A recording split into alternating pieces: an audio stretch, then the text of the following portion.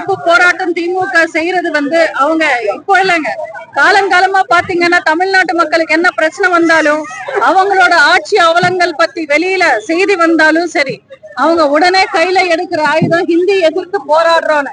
ஹிந்தியை எதிர்த்து கள்ளக்குறிச்சியில நேத்து திமுக கட்சிக்காரங்க போய் போராடி இருக்காங்க.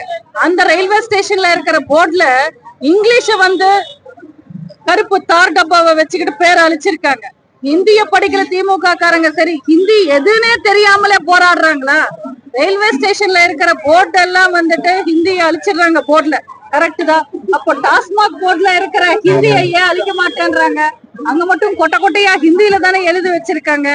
இவங்க ஹிந்தி எல்லாம் எதிர்க்க மாட்டாங்க, சும்மா வேஷம் போடுவாங்க, அவ்வளவுதான்.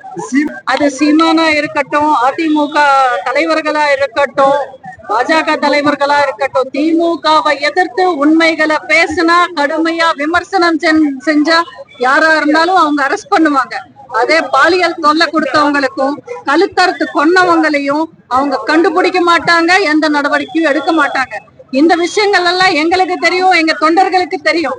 4ஆம் தூணான நீங்க தானே மக்கள் கிட்ட கொண்டு போய் சேர்க்கணும். எல்லா உண்மைகளும் தயவு செஞ்சு மக்கள் தெரிஞ்சுக்கிற மாதிரி, புரிஞ்சுக்கிற மாதிரி நீங்க ஊடகங்கள் போய் கொண்டு போய் சேர்க்கணும்.